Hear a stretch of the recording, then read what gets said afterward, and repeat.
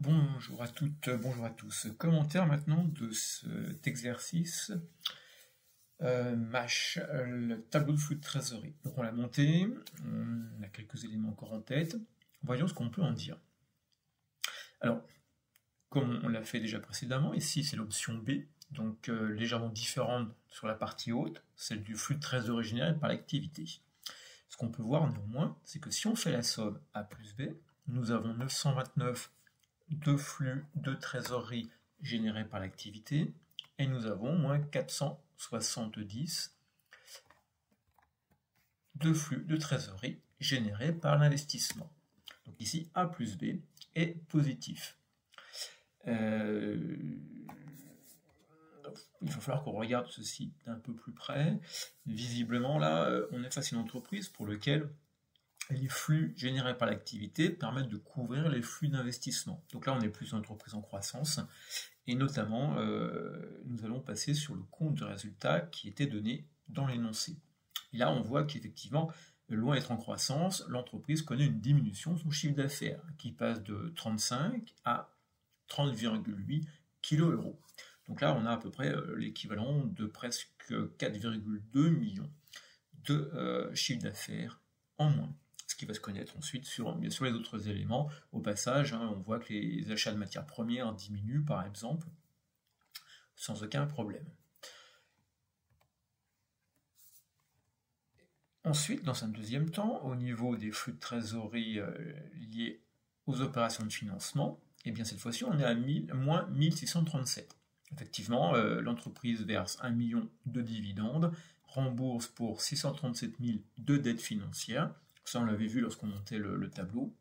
Résultat des courses, et bien avec ceci, il y a une variation à la baisse de la trésorerie à 1178. On avait 1168 en trésorerie à l'ouverture. Résultat des courses, à la clôture, on a moins 10 en trésorerie. Donc là, un petit couac, on est face à une entreprise qui avait presque 1,2 million d'euros de trésor au début de l'exercice et qui finit celui-ci à moins 10 000.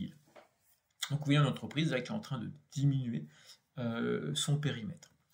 Retournons maintenant plus dans le détail pour mieux comprendre ce qui se passe sur ce tableau. Et bien là vous voyez par contre que l'option B nous en dit beaucoup moins. On part du résultat d'exploitation, donc effectivement qui a diminué depuis l'exercice N-1, mais ça logique, diminution de l'activité. Et en retranchant la variation du besoin en fonds de roulement d'exploitation, on a l'équivalent de notre excédent de trésorerie d'exploitation, qu'on appelle également le flux de trésorerie d'exploitation.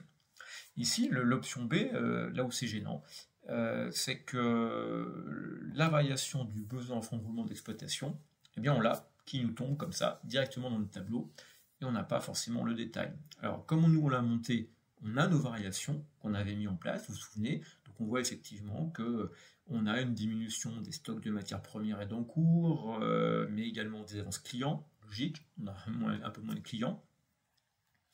Néanmoins, on voit que la créance client est en augmentation d'une année sur l'autre.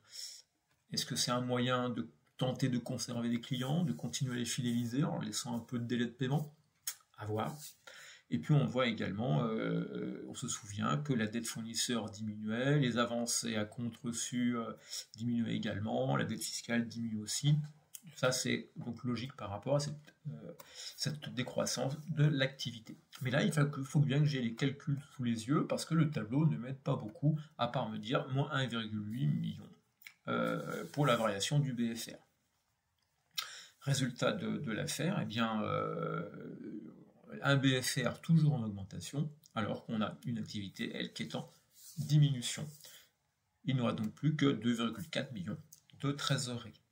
Et puis ensuite, on va retrancher le montant des participations des salariés, le montant de l'impôt sur les bénéfices également de l'exercice N. Il reste alors plus que 929 de flux de trésorerie générés par l'activité.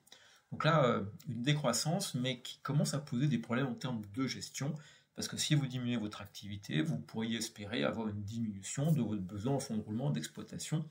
Or, ce n'est pas le cas.